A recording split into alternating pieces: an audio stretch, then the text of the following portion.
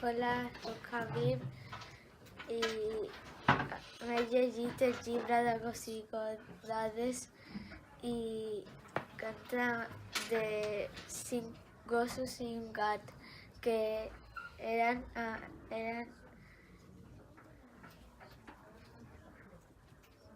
d'aventures i s'ajudaven en altres i era molt divertit i